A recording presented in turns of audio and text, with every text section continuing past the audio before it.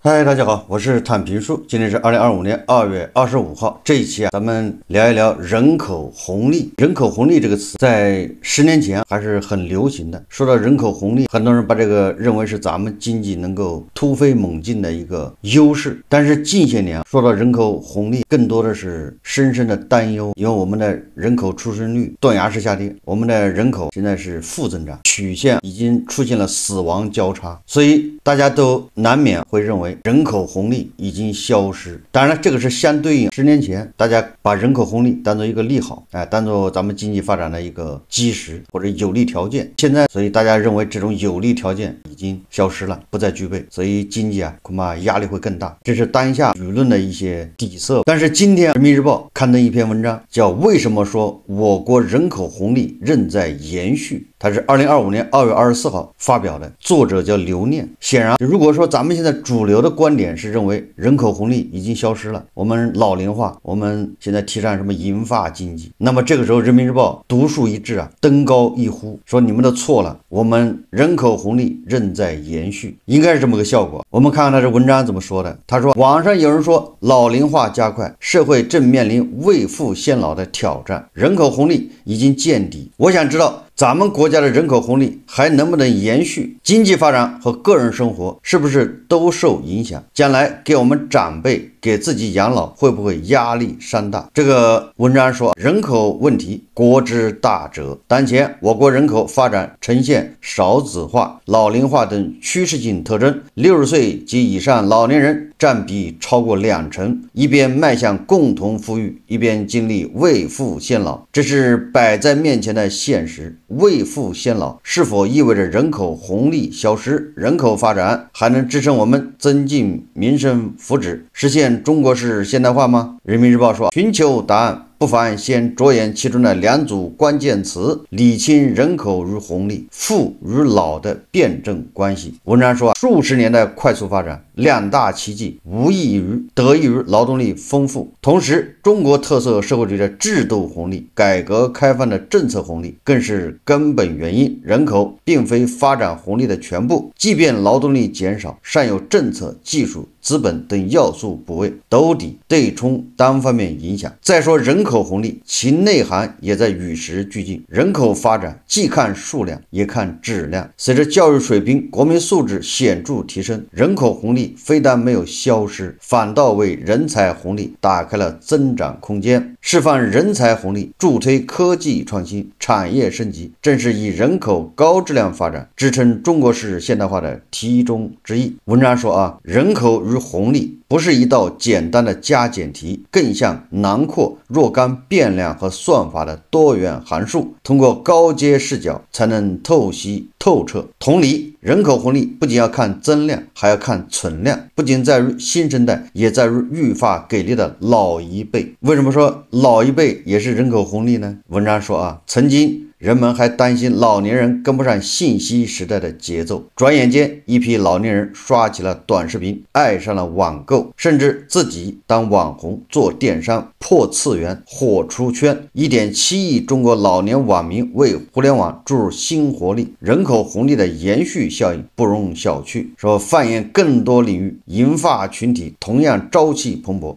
风景名胜地带着户外装备、摄影器材，你看说到了摄影器材，这个就是胡一静老师人体摄影，这都是符合国家政策的，都是国家提倡的。说体力不输小青年，相约健身房、滑雪场，燃烧卡路里，投身各类教育平台，舍得为知识付费，活到老学到老。中老年文旅年消费超过7000亿元，在线教育人群3500万，马拉松参赛者逐年增加。人民日报得出一个结论，叫60-70岁正是闯的年纪，鼓励胡一静老师要闯，你刚退休，你正是闯的年纪。就是胡一静老师大胆的举起他的照相机，人体摄影搞起来。人民日报说老未必是富的阻碍，银发经济写进政策文件，站上风口，银发力量入选年度流行语，引人注目。陪老年人就诊，代写回忆录，成为许多年轻人创收的新行当。身边事大数据都在表明，亿万银发族对美好生活的需要是个巨大的潜在市场，完全可以成为经济增长的动力，社会发展的机遇。向老发力，再创红利。什么关于深化养老服务改革发展的意见，明确提出健全分级分类、普惠可及、覆盖城乡、持续发展的养老服务体系，进一步激发养老事业和养老产业发展活力，更好满足老年人多层次、多样化养老服务需求，让全体老年人安享幸福晚年。顶层设计指明方向，众多实干者、创新者循声耕耘。人民日报说人口有存量有质量，银发力量支棱起来，也就是胡一金老师支棱起来，老当益壮，释放新红利，可期亦可及。展开视野，还能看到统筹应对少子化、老龄化，避免顾此失彼，进一步全面深化改革，扩大开放，在人口发展新形势下，不断为实现中国式现代化提供新动力。一系列战略之举，照应当下，照亮未来。新时代的中国，无论长幼，都有条件展望并践行同一个目标，充满信心，把日子过得更好。这就是人民日报关于我国人口红利仍在延续这么一篇文章。这个通篇文章看下来，可以说不知所云。但是我们一想到人民日报啊，它能说外资虽然总的外资的量使用外资少了，但是依然是成绩斐然。新进来的外资那都是高质量的，走的外资是低质量的。走的外资虽然多，但是毕竟还有新的外资进来，整个外资是下降的，但是我们更加看到希望。人民日报这种解释用在人口上面依然成立。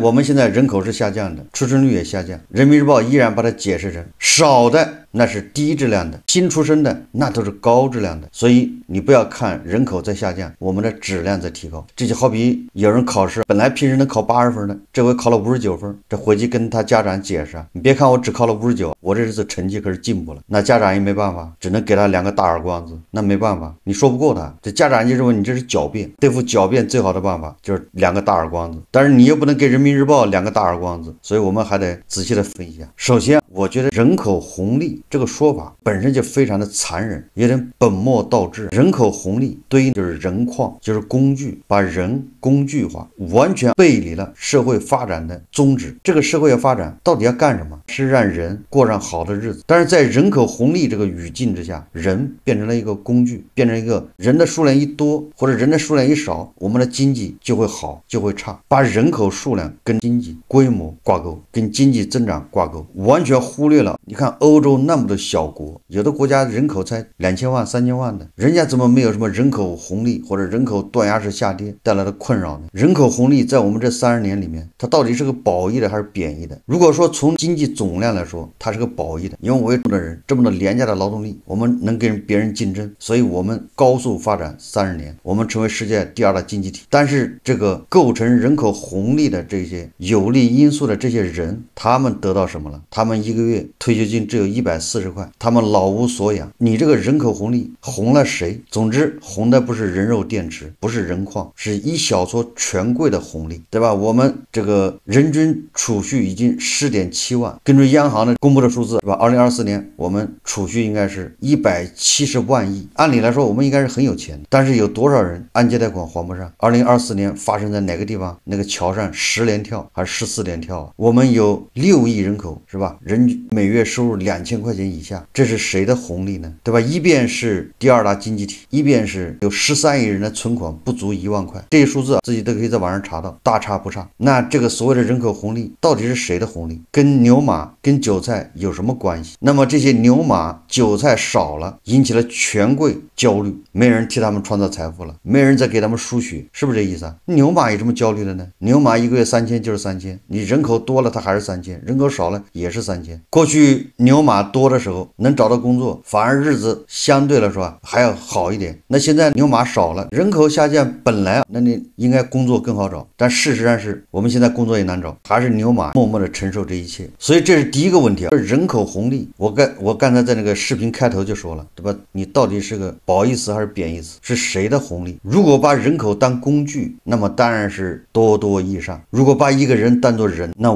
你就不能要求人多还是少，你希望人多，你要对人负责任，每个人权利，每个人都要得到保障，每个人都要老有所养，每个人生病都要得到照顾，每个人都要得到很好的教育，这都是社会的负担，对吧？如果你希望人口少，那也违背人家这个意愿。所以在我的观念里面，政府这些专家学者不应该过于纠结人口这个数字啊，人越多意味着你要负的责任越多，提供的服务越多。当然了，如果你把人就当工具，那倒无所谓，工具越多越好，工具越多创造的价值就越多啊，输的血就越多啊，贡献就越多啊。那你想一想，为什么很多人一天到晚就想着要人多？如果你把人当猪养，那当然越多越好，农场主就高兴。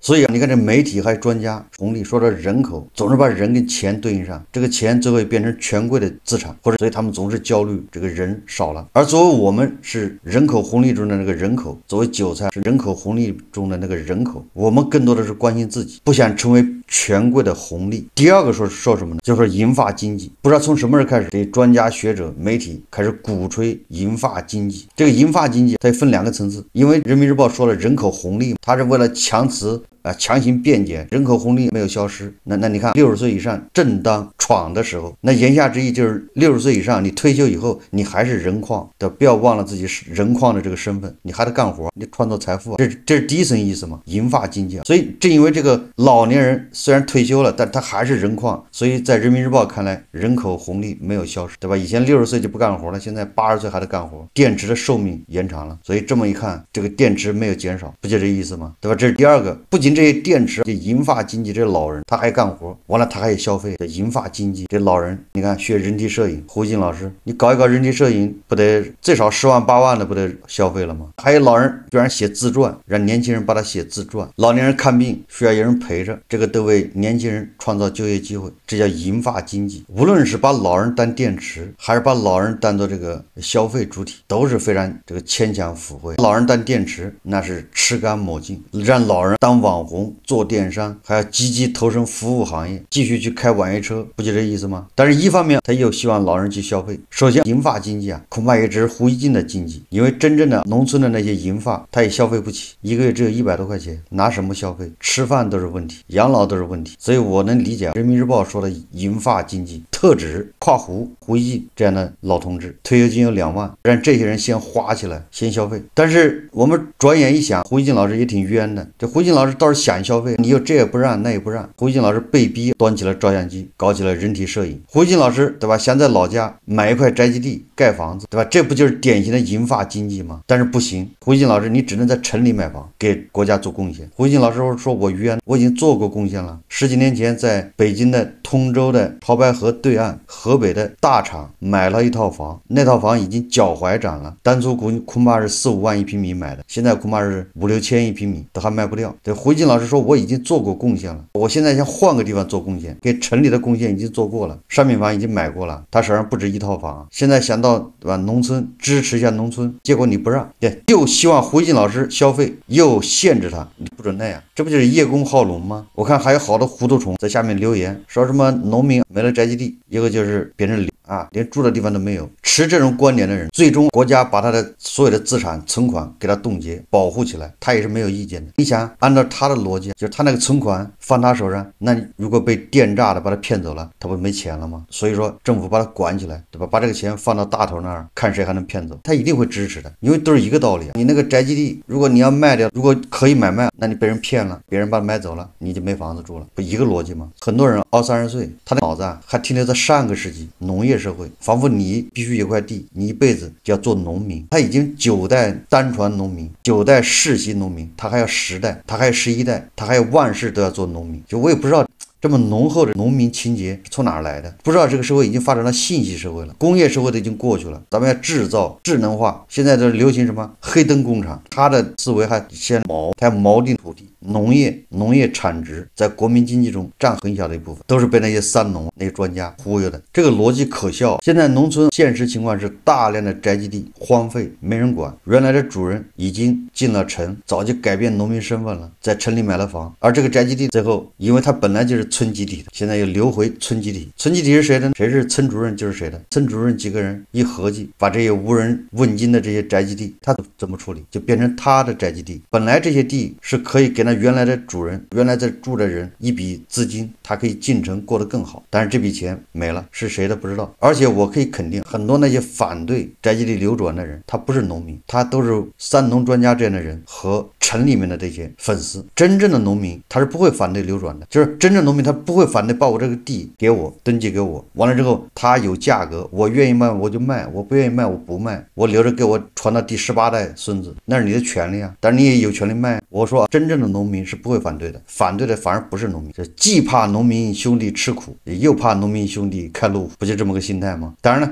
打的旗号是为你好，对吧？你那个地被胡一进这样人骗了，低价买走了，那你以后怎么办？你钱一挥霍掉，你不就没地方住了吗？是不是这个逻辑啊？这就以后政府也可以说你呀，存款还是交出来，我帮你保管。万一那个电诈现在这么猖獗，把你骗了，你不没钱了吗？怎么办？不是一个逻辑吗？这就跟那个家长一样的，过年的时候小孩收了红包，年一过完，家长就把红包收上来，我替你保管，对吧？你自己管了，你瞎花，对不对？你玩游戏充值，乱买垃圾零食吃，还是交给我吧，我替你管。市场经济，对吧？讲究的就是这要素要自由流动，不应该有这样那样的管制。只要有管制，那都是计划。所以说来说去啊，你看上去好像似乎是往前迈了一步，实际上他往后退了2步。政治对农民管理的就更加无微不至了，要全面的管起来。所有的管起来，实际上就要从中扒一道皮，对吧？三农专家号召城里面的年轻人都要到农村去，这个没毛病，大家经常看。但是现在相当于又打了个补丁，又后面加了一句，就三农专家号召大家到农村去，后面加了一句不准买房。对，你到农村去，你就是去建设农村，但你买宅基地不能买房子，不就是逻辑吗？这不就是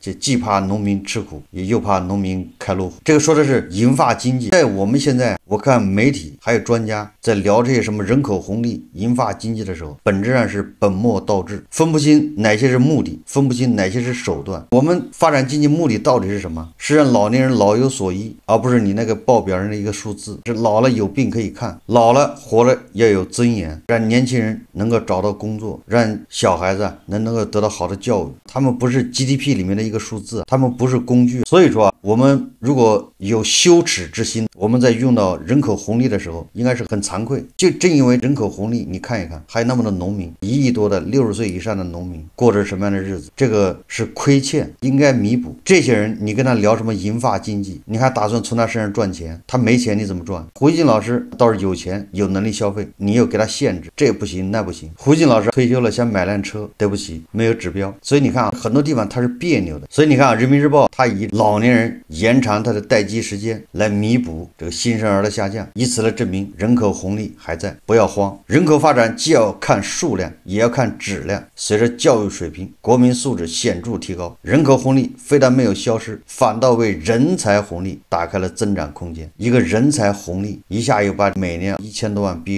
业的大学生变成了红利。现在小孩的教育那可比以前花费要多得多，辅导班、各种课外班，家长投入大量的资金投入到教育中，质量是提高了，至少投入多了，但是一毕业就没有工作岗位给他们。但是不要紧，这个在口舌嘴里，反正这是红利。1200万大学生已经在那儿，这就是红利。那你说这是对大学生自己是红利，对家长的红利，还是对既得利益者、对权贵的红利？这是不言而喻的。所以最后你再总结一下，这个喉舌他是站在养猪场主人的角度说话的，一切好像就顺理成章，他的解释好像就能说得过去。但如果你要把它当做也是人口的一部分，对吧？他也是人口的一份子，站在人的这个角度，你看这篇文章就总感觉别扭。包括这篇文章的小编作者，他也是人口红利的一部分，他只是自己不知道，他把自己当做了农场主。最后文章说充满信心，把日子过得更好。这临了了还不忘记自我麻痹一下，完全忘记了贫富分化越来越大，贫富差距急剧的扩大。上海的这个豪宅5000万一套的日光，一天就卖完，他们是人口红利的既得利益者之一。韭菜买个50万的房子、100万的房子，还得七大姑八大姨借钱，还得担惊受怕，担心房价下跌暴雷，担心失业，按揭贷款还不起。他们跟人口红利有啥关系？他们把自己当做红利送给了那个既得利益者。好，这期节目我们就聊到这里，感谢大家收看。如果喜欢我的经济，喜欢我的节目，欢迎订阅转发，也可以在下方留言评论，谢谢大家。